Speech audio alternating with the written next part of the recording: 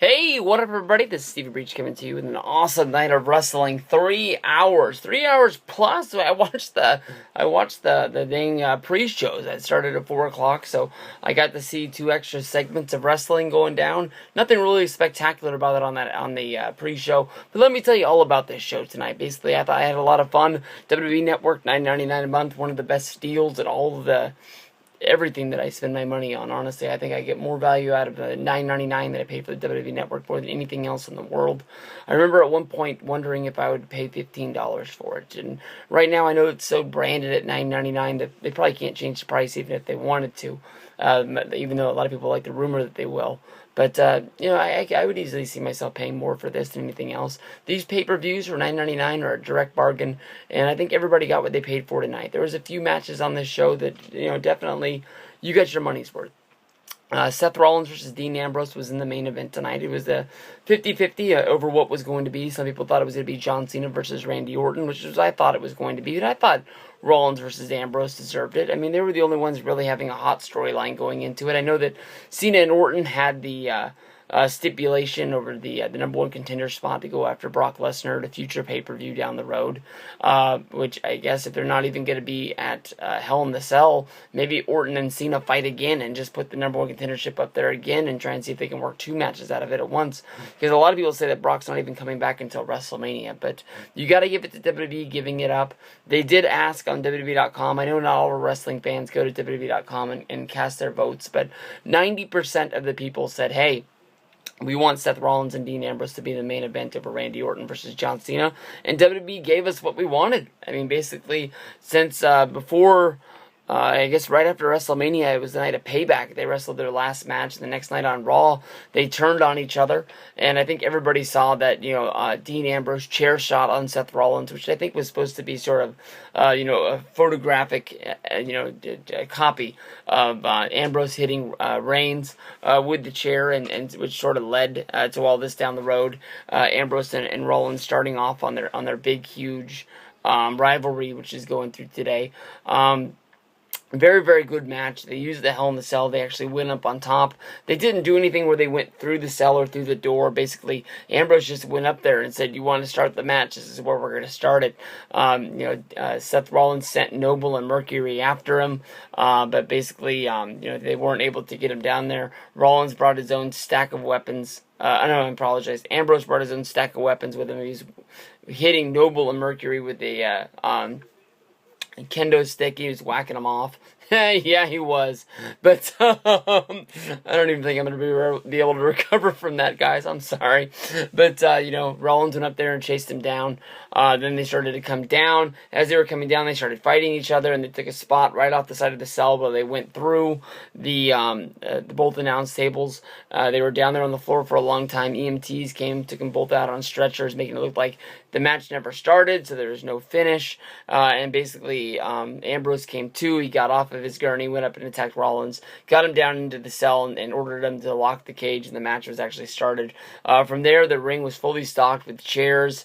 They had ladders. They had just about anything you can want. Ambrose picked up a roll of duct tape, started to unravel it, and then just sort of threw it out like he didn't want it. So I don't know why they brought it down there if they didn't need it. But maybe they had a spot in mind and it just didn't work out. But they're very, very cool for WWE to give these guys the main event. They really did deserve it. They really did step up to the plate. Anybody who's going to complain about WWE not giving us new main eventers and everything being fresh and stale, mostly because Cena and Orton fought for like the 29th time on a pay-per-view, you gotta check this out, because these guys really did stand up. They got served some chicken shit at SummerSlam, and they really turned it into the nice chicken salad I've ever tasted with a lumberjack match. Of course, then you had, Ambrose had to go off and make the movie. They made his return because of Reigns' injury, and then this is where we finally got us to. But I think this is where they wanted to get it to. I mean, Hell in the Cell, who else are you going to put in there other than one of the hottest stables that was out there was the Shield. And we got good stuff out of this. Pre-show, we got treated to Mark Henry going up against he called himself Bo Washington for the night, but his name is Bo Dallas. That match is basically just a squash. Mark Henry walked up, delivered the world's strongest slam, and in 30 seconds the match was over and done with. We saw one of the only matches you'll ever see, a 2 out of 3 falls match, only going 2 falls. Ziggler picking up the win in both. Ziggler was able to roll Cesaro up early in the match to get 1 win, and then Ziggler was able to pin Cesaro another time to get that. Pretty good IC belt match.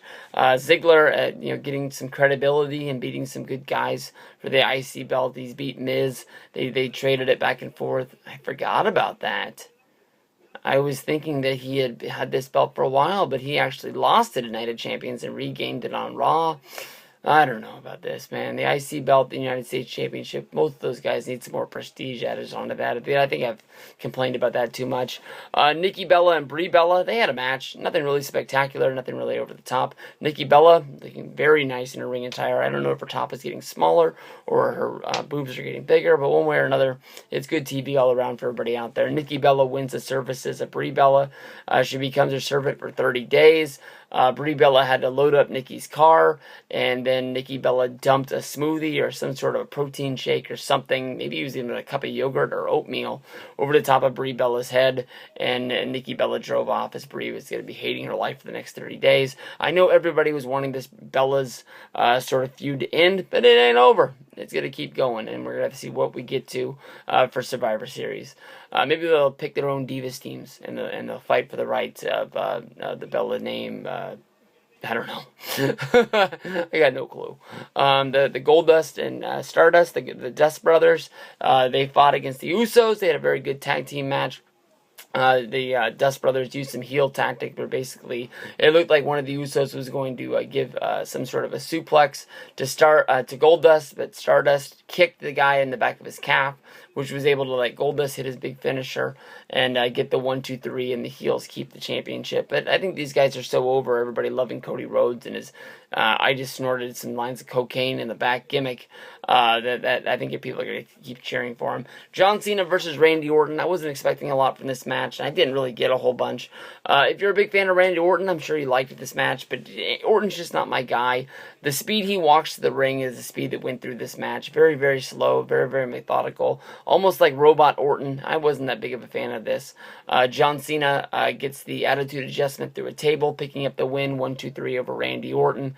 And John Cena becomes the #1 contender. It was awful nice to have Paul Heyman out there on the announce desk, where basically he was able to look out and sort of have a eye-to-eye confrontation with Cena, given the big old Avenue up there on the top rope. Sheamus defeated Miz. Damian Sandow was the MVP of that match. Tells you how good that was. Rusev was able to beat Big Show, actually make him tap out. No Mark Henry heel turn like I thought was going down. And then in the death spot was AJ Lee going up against Paige. Alicia Fox on the outside. AJ Lee was able to pick up the win in here. What looked like a clusterfuck finish that where Paige got knocked out, but she was able to do the ending. So I'm guessing that more than likely she's going to be all right. She's just a very good actress. But AJ Lee did some sort of maneuver on the outside where it knocked Paige's head against the outside barricade. From there, AJ got into the ring, and the count got late, so it looked like Alicia Fox picked up Paige to save the match from getting a count out. Tossed her in the ring, even though she was knocked out. Once Paige sort of got into the ring, she walked right into AJ Lee's finisher. She tapped out right away, and she dropped down to the floor, so I thought this chick was out cold. From there, AJ Lee skipped off with her Divas Championship. Alicia Fox got in the ring to pick Paige up, and I thought it was like to haul her limp body to the back, but Paige sort of recouped, slapped Alicia Fox, ending their friendship and going from there.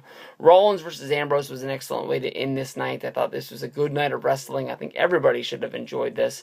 Hopefully everybody turned in and got the $9.99. I love going after people on Twitter for basically asking for streams and asking for links to watch the show. It's only $9.99, people. I mean, come on. I mean, I have no understanding why people don't get the network and it doesn't have a better number than it should.